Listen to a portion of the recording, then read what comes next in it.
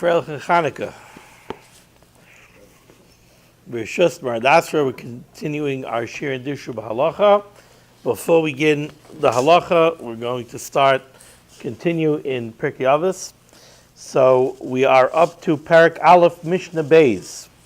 So the Mishnah says, Shimon HaTzadik haya mishiyarei Knesses HaGedolah. Shimon HaTzadik was from the final remaining members of the Anshe Knesses HaGedolah.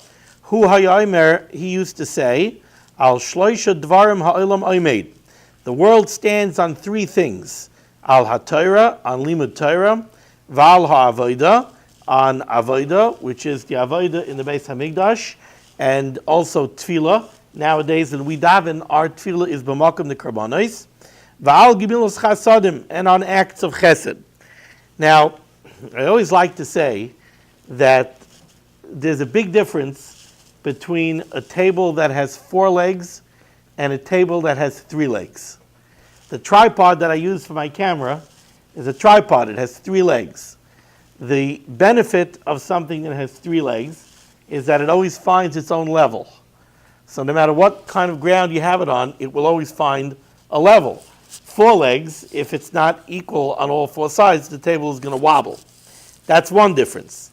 Another difference is that a table that has 4 legs, if you take off one, it could kind of stand a little bit unless you give it a push. When you give it a push, it's going to topple. A table that has 3 legs, if you take off one leg, it's done. It can't stand. The world, Shimon HaTzadik says, stands on 3 legs, not 4. It stands on 3 legs. Torah, Avodah, and Gemilos Chasadim. There are those that like to think that we have the liberty to pick from the 3. You have the yeshiva man sometimes, the yeshiva bacher sometimes, who says, I learn, so it's okay if I come late to Shachris. It's okay if I miss Shachris every now and then. It's okay if during davening I have a Gemara open and I'm not paying attention to davening so much, and instead I'm looking in the Seif.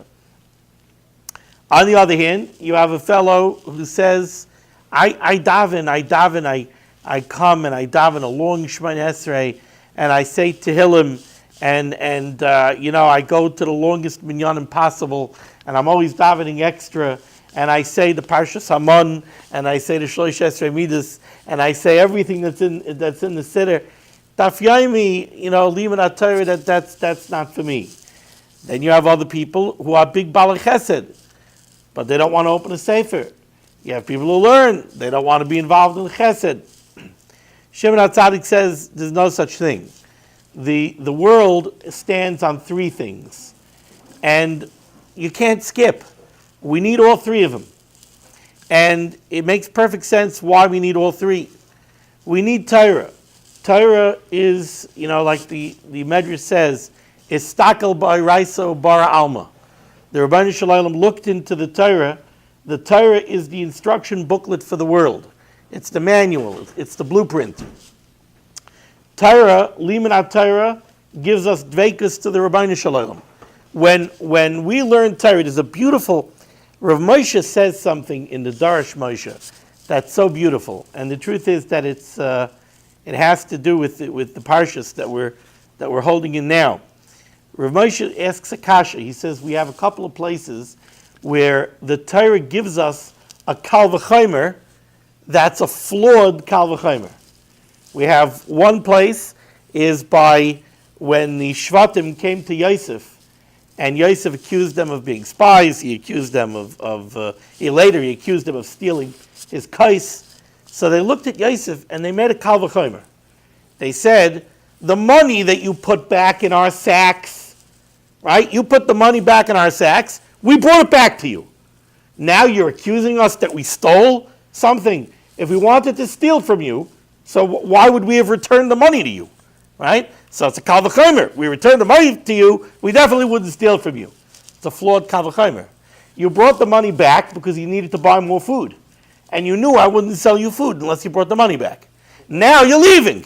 They brought extra money for no food. I think it's mentioned. It could be, but you brought the money back because you were afraid that if you wouldn't bring the money back, so I'll say, hey, you left last time, and where was the money? So you knew you had to buy food, so you brought the money. Now you're leaving, you're going back to Canaan, you figure you'll steal a case. Another time is by Moshe Rabbeinu. Moshe Rabbeinu comes to the Rabbeinu Shalom, and the pasuk says he spoke to Klal Yisrael. Klal Yisrael wouldn't listen to him, mikaitza ruach me'avoda kasha, because they were burnt out and they were working hard, so they didn't have a head to listen to Moshe Rabbeinu. So Moshe Rabbeinu, then the Rabbeinu Shalom tells Moshe Rabbeinu, go speak to Paroi. So Moshe Rabbeinu says, hey, Bnei Yisrael, lo yishamu elai, the Bnei Yisrael won't listen to me. Ve'ech yishmeini Paroi, how's Paroi going to listen to me? The answer is right there. You said yourself. Klal Yisrael didn't listen to you because of Ruach Ma'avodah Kasha. Paroi doesn't have the problem with Kaitzer Ruach Ma'avodah Kasha. So Rav Moshe asks, why are you giving me Kal V'chomers that are mufrach? They're not Kal V'chomers. And Rav Moshe's answer is one of those things that you read and you have to blink. Like you read it, and at first glance, it's hard for you to fathom what he's saying. Rav Moshe writes that what the Torah wants to teach you is that when you're learning Torah, sometimes there are two dinim that look very, very comparable. But the Torah says don't compare them. The Torah says they're different. This one has a din like this, and this one has a din like that. Even though there seems to be 100 reasons to compare them, don't compare them. Sometimes there are two dinim that the Torah tells you should compare. Even though you could find 1,000 reasons to make a chiluk, to make a difference between these two dinim, the Torah says don't make a chiluk. All of your chilukim, all of your differences are not valid. There's no chiluk here. So how are you supposed to know? So Rav Moshe says, Umasha tzarech hu, what you need is leiv lahavin. You need a heart that's capable of understanding, ba'omek, with depth, ubiyoshar dvarim, and in the straight way, masai laha'amik, when you have to think deeply into something, umasai lilmod lefam ruata, and maybe you have to accept things the way they are. You read the words and it's like, what exactly does he mean? But the answer is that he means that you have to have a license. He means that by learning Torah, your leiv becomes a leiv lahavin. Your leiv becomes an instrument that begins to tell you. You gather a sixth sense. When you look, it's like sometimes you have a doctor, lahavdil. You have a doctor who's just somehow an excellent diagnostician. Somehow he has a feel. Somehow he has... What happens is, by sitting and learning Torah, by going day in and day out, and a kasha, and a teretz, and a taisvis, and figuring out taisis havamina, and taisis teretz, and eventually it works over your heart. Your heart becomes a new instrument. It becomes a leiv lahavin. And when your heart becomes a leiv lahavin, now you could begin to discern the nuances, and you could tell what's a valid question, what's not a valid question, what's a valid kal v'chomer, what's not a valid kal v'chomer, what's a valid chiluk, what's not a valid chiluk. So Torah, the only way for a person to remake his leiv in the image of the Rebbeinu Shalom, the only way to remake your mind so that your mind works in a Torah-dik way is by learning Torah. You can't skip on Torah. So al shloisha dvar ma'olam ha'omed, you can't skip on Torah. Al ha'avoda, tefillah, that's your relationship with the Rebbeinu Shalom. You could learn all the Torah in the world, but if you don't know what it means to come to the Rebbeinu Shalom and thank the Rebbeinu Shalom for everything you have, and to ask the Rebbeinu Shalom for the things that you need, then you don't have a relationship with the Rebbeinu Shalom. Val gemilas chasadim. The last one is chesed. Chesed also is one of those things that it's mukhrich from the Torah. It has to be. From the way the Rebbeinu Shalom created the world, we see very clearly that a person is not supposed to live for himself. The mashal I always like to use, I always like to say that historically, we don't know, there's no evidence historically that Hitler, Yamach Shemai, ever pulled out a gun and actually shot somebody. We don't know that Hitler actually killed somebody with his own two hands. Never been reported, never been recorded historically that such a thing ever happened. Yet, he killed tens of millions of people, and he killed 6 million of us. How did he do it? He did it with his mouth. That's how he did it. He did it with his mouth. A cow, we don't care what a cow thinks. We don't know what a cow thinks. We don't know if a cow thinks. It doesn't matter. It's not negeya. He doesn't have the koyach of speech. He can't affect anybody else. Whatever's going on between his ears is stuck by him. So let him think whatever he wants to think, not negeya. A mensch, a person, was created and put on this world not to be stuck between his own two ears. A person was created and put onto this world and imbued with the ability to affect other people. Behechrich, that's what we're here for. We're here to be able to interact with other people and to have an effect and to deal and interact with others. Chesed is part of our makeup. Without chesed, without living for, I try to tell my kids all the time, don't, as much as you can, don't live for yourself. Live for somebody else. And the more you live for others, the more the Rebbeinu Shalom will take care of you. The more you'll find yourself taken care of. But live for others. Don't live for yourself. So we need all three. You can't skip any of them. And it's instructive, by the way, to know that the menorah in the Beis Hamikdash also had 3 legs. Because according to most Jews, it had legs and it had 3 legs. And that's because, again, the Olam HaTorah, what the Torah that's represented by the menorah, stands on 3 things. You have to have all 3. Okay, now let's go into the halacha. So we're holding on Kuf Pei Gimel Lamed Aleph. We're going to finish Siman Shin Lamed Zayin today. We're actually holding in middle of Sif Beis. We're on Kuf Pei Gimel Lamed Aleph. We were in the Ramah. If you look on the top line, the Ramah says, Va'asar lechabed habegadim, you're not allowed to brush off clothing. Al yedei machpadai sa'asuyim mikismim, using brushes that are made with some kind of twigs. Shalo yishtabru kismehem, because the problem was that by using this type of brush, the problem over here is not the brushing of the garment. The Mishnah Berurah will mention that, but we're not talking about a problem of brushing the garment as much as the Ramah's concern over here is that when you brush the garment, it's going to be a psik reisha that you're going to break bristles off the brush. And by breaking bristles off the brush, try to say that 10 times fast. By breaking bristles off the brush, you're going to be breaking a keli. And breaking a keli is an isser. So let's see the Mishnah Berurah in Ois Katan Yud Gimel. Lechabed habegadim, says the Chavetz Chaim, Hainu afilu ba'ofen shemitzad hakibud ba'atzmam ein behem isser. The Ramah is speaking over here in a case where as far as the brushing of the garment, over there is no isser. Kegain, for example, bebeged yashan, with an old garment, she'ein makpid alav, where you're not so makpid, you're not so concerned if it's a little bit dusty, doesn't bother you so much. It's not a nice, brand new, very nice looking beged, it's old beged, so you're not so makpid. The kadoima, similar to that, because over there in Shin Beis, what we're talking about is the Isser of Kibus, the Isser of the Malach of Malabain. Potentially, if we know we don't brush hats on Shabbos. Why don't we brush hats on Shabbos? Because we're worried about Malabain. You're cleaning the garment.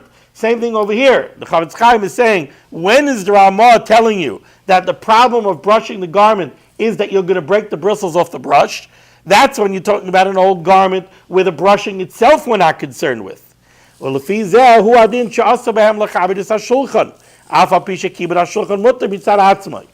Chavetz Chaim says, similar, since our concern over here is the breaking of the bristles, if you have, and my mother had one of these when I was growing up, she had a beautiful silver-plated set. It was a little silver-plated dustpan and a little silver-plated brush, which was L'Kavod Shabbos. We didn't have the disposable plastics that everybody uses now. We didn't have them back then. So we used to use the brush to brush the crumbs off the table. So that was a good brush. We weren't afraid of the bristles breaking off.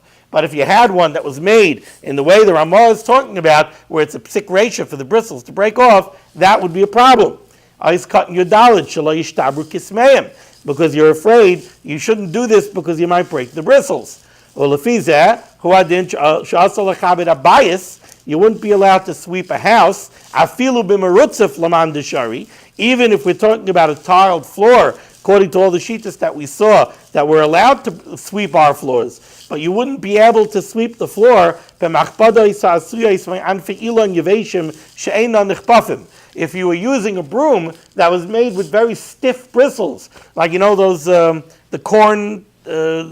corn brooms. If they're very stiff and they break all the time, so that they don't bend, they break, that's a problem. The bevadai nishbarim, because that would be a psikration to break the bristles. Kisha mechabdin behem when you sweep with it. The tam calls and the reasoning for this to be usher is keli, because you're breaking the broom or the brush, you're breaking a keli. V'av shemekalkel potter, and even though really mekalkel is usually not usher when you're ruining something, mikal makam also lechatchila. Still, the Chavetz Chaim says this would be also lechatchila to do, and since it's a psik reisha, we don't want you to do it. In the Sha'ar Tzion, he explains a little bit more that the makalkal that he's referring to over here is that it's a psik reisha d'lo nichale. It's a psik reisha. It's true, it's a psik reisha that they'll break, but you don't want the bristles to break. It's not even that you don't care. It's not a psik reisha d'lo yichbislei. It's not a psik reisha that you don't care if it breaks or it doesn't break. You don't want it to break. You don't want your broom to break. So sometimes we're matzah psik reisha d'lo nichale, but over here it says the Chavetz Chaim lechatchila we should be makbid. Okay.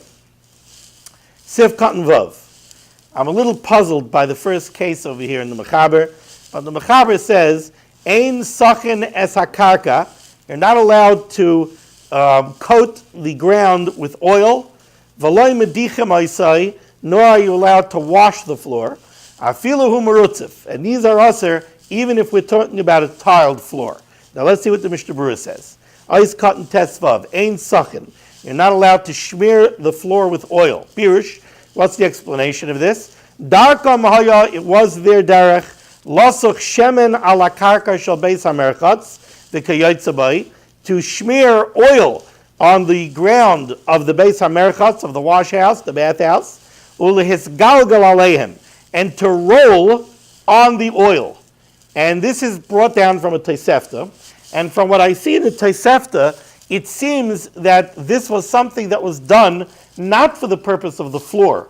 It's something that was done for the purpose of the body of the person, where somehow after taking a bath, getting all heated up, they would put oil and roll in the oil, and it's like a moisturizer. And they would absorb the oils into their skin. Now you'll see in a minute why this puzzles me. In Tezayin, the Chavetz Chaim says, you're also not allowed to wash the floor. So first, he explains what the method of washing was.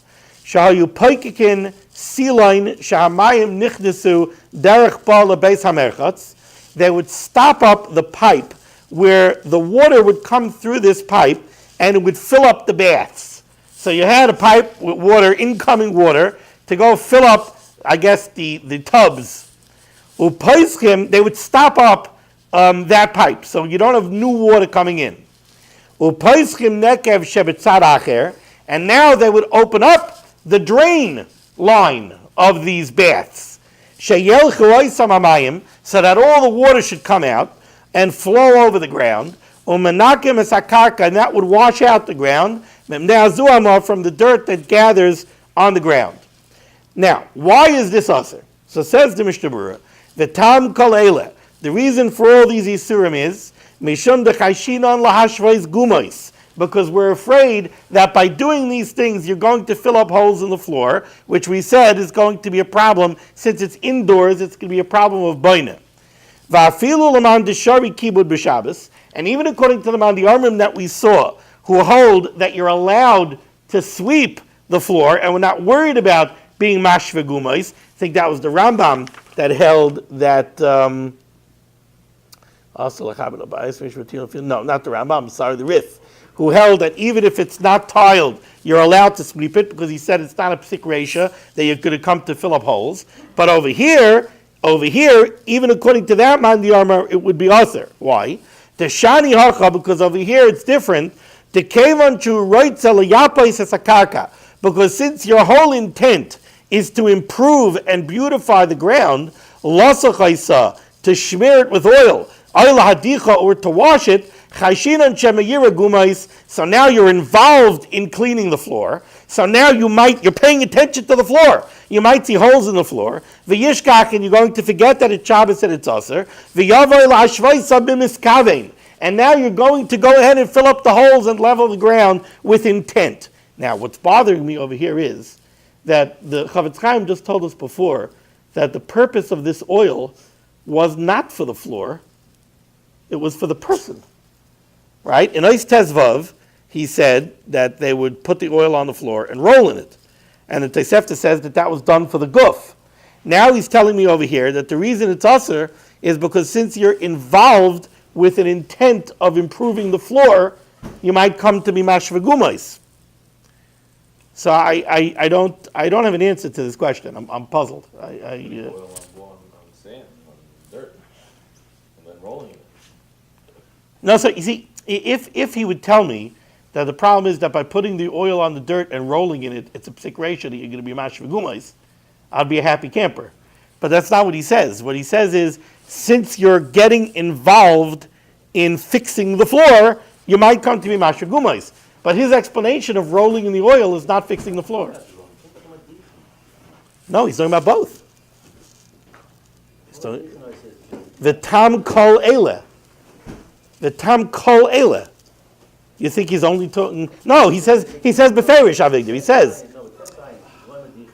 Yeah, but yeah, I know, but Avigdor, look at the at. Describes how you wash the floor similar to the way they did in the base of Mikdash. Yeah. But look at the end. Look at the end. The shani hacha, the kevan chu roitza liyapa says hakarka losachaisa oil hadicha. He's talking about both cases. Okay, fine. He's preoccupied with the ground. Right.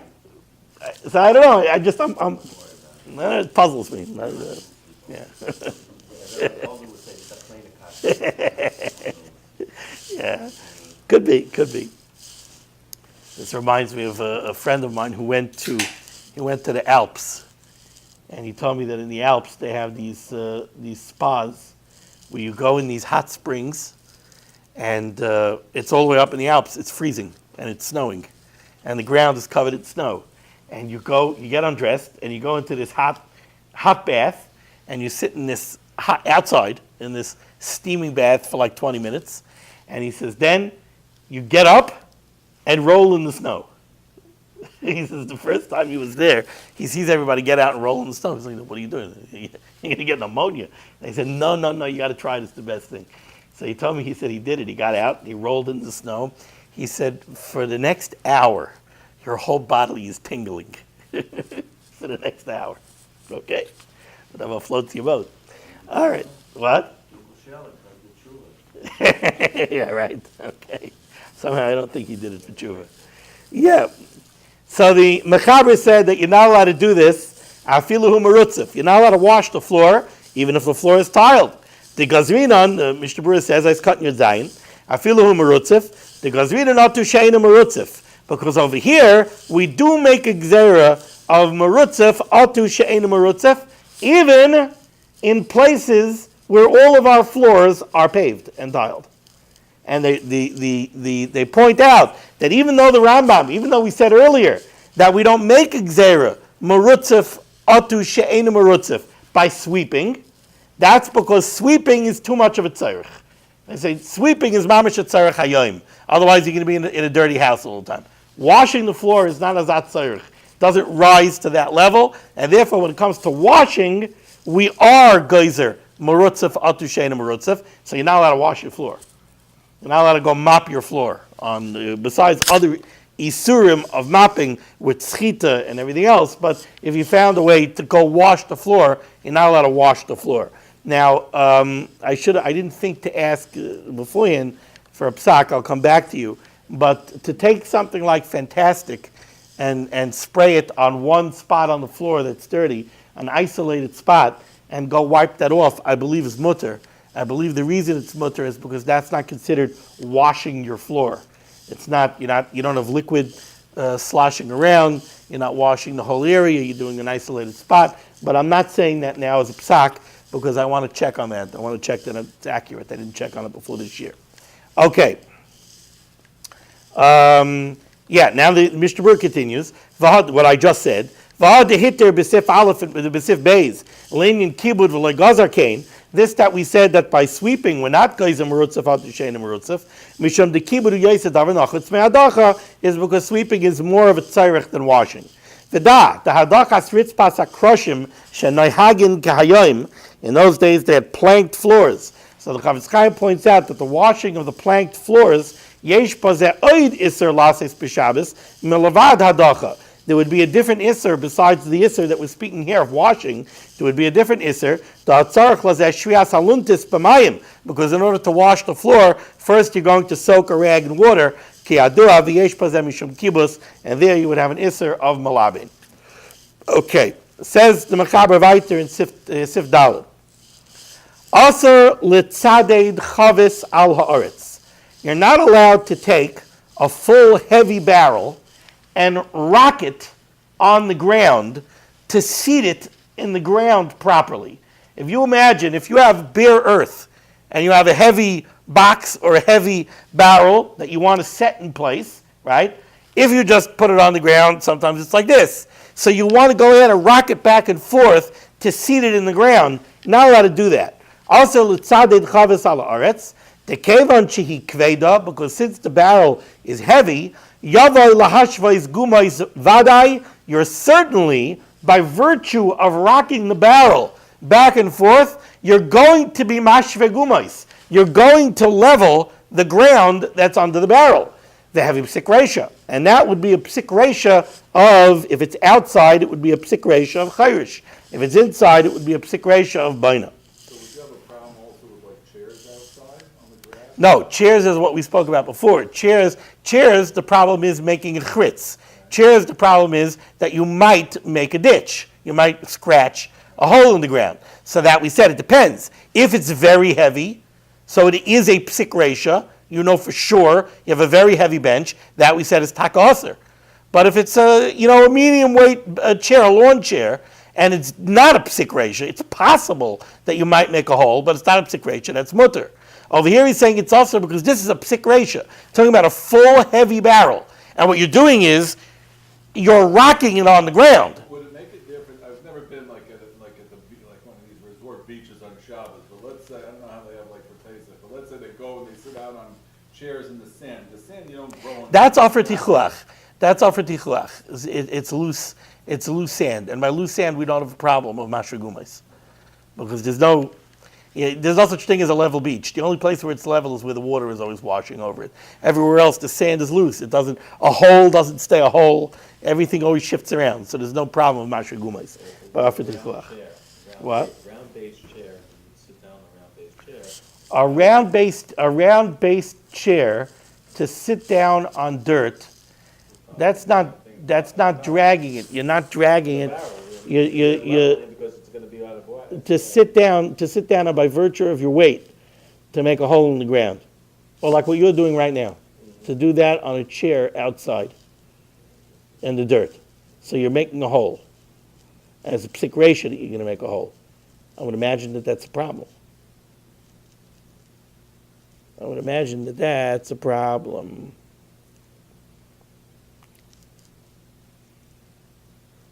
So davar she'eino miskaven, it's a psik resha. Over there you're not dragging. What is it? So again, you're rocking the chair and you're making a hole. It's a siyas guma.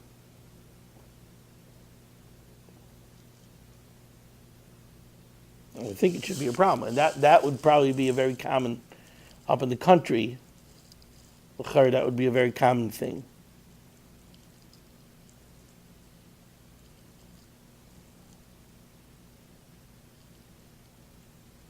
I think it should be a problem.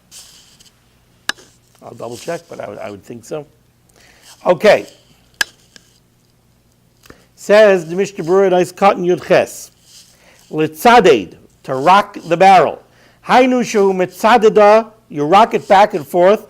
Mitzadeda literally means moving it side to side. A tzad is a side. Ad shetamid bekarka yafal yidei atzidud, until it gets settled into the ground well from the rocking. Chavis al aretz, you test. Hainu chavis b'leya. We're talking about a full barrel. V'chein lo yachriya chavis.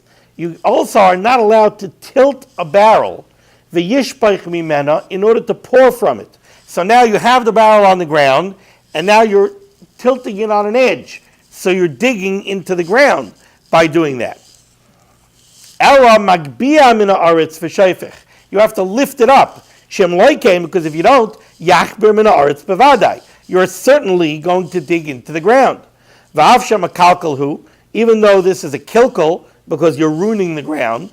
V'gam malacha chein tzarch legufahi, and it's a malacha chein tzarch legufa, because you're not interested in making the hole. V'gam chayfer kalachayadu, and also you're making the hole kalachayad. You're not doing it with your hand, you're doing it by you're using the barrel in order to do it, so it's kalachayad. Afal pikein also b'divrei seifrim, still this would be also b'dirabanan. Says, Yischaf, the kaven dev psik reisha, writes a loymar, da yedei atzidut gufa, just by rocking the barrel, nasa hakarka chaloka b'loy gumais, you have the effect of leveling out the ground and making sure there are no holes. Avami taisis sham mashma d'loy hev psik reisha, taisis in Shabbos is mashma, that this is not really a psik reisha. And why is it aser? Elodasa bitam shem yishkach v'yavay lahashreiz gumais b'miskaven, k'dei shehei noach layatzidut. Taisis seems to say that it's not such a psik reisha that you're going to level the ground by rocking the barrel. His problem is that by getting involved in settling the barrel on the ground, what's going to happen if you can't get the barrel level? You're going to move the barrel and you're going to move dirt away with your hand. And that's why it's aser. V'hinei, imutar l'tzadad al gabe kaka murutzefes. Now, as to the question, are you allowed to rock a barrel back and forth on a piece of pavement? I'll tell you, Shabbos kasav the mutar afilu l'das al shulchan aruch, the sphere leid of psik reisha, the Taisa Shabbos says, even according to the Shulchan Aruch, it's not this Taisus that we just mentioned, even according to the Shulchan Aruch who says that by rocking the barrel it's a psik reisha of being mashre gumais, like gazer bazeh b'murutzefes, we still don't make a gzera that you're not allowed to do it on a paved ground or to doing it on unpaved ground. Ayin sham. V'apri begadim b'reisha simim etzadet lahachmer, v'ayin sham b'mishpat seizav, oiskimo machakaz avoid bazeh. And Lamaisa, I saw the Aruch HaShulchan. The Aruch HaShulchan says that in places where it's most common for everything to be paved, then certainly somebody should not be machmer on this. V'dad the kol hasimin hazeh alav dafka l'inyan Shabbos, tu'adin l'inyan Yom Tov, v'yesh dich shalom b'zeh.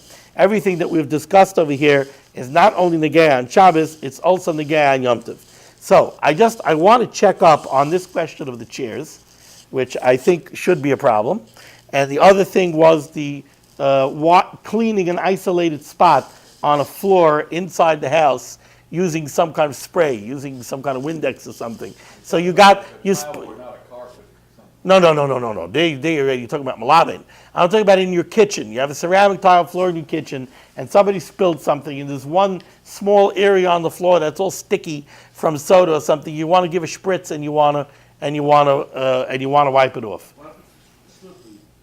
What? Yeah, or you spilled oil. Right. Well. Okay. There you're adding another piece, which is you're adding a question of sakana. Right. So you're adding another piece to the puzzle. So we're saying that kibud, sweeping, is mutter. We're not geyser merutzif atu she'eina merutzif, but washing is aser, because by washing we're geyser merutzif atu she'eina merutzif. Oh, so I'll tell you what. I think I know the answer. I think the answer would be that what I just described, using a spray, using, let's say, something like Fantastic, that I would think that maybe falls into Sif Aleph, Mutter l'rabe tabayis. That's where you're spraying water. No, because over there you're just doing it to lay down the dust. Over here you're going to clean the floor. So you're going to wipe the floor, which definitely would be aser by Eina Merutzif, because that would definitely be mashve gumais. Okay, so I'm going to check up on these two things, and we're going to stop over here. Okay.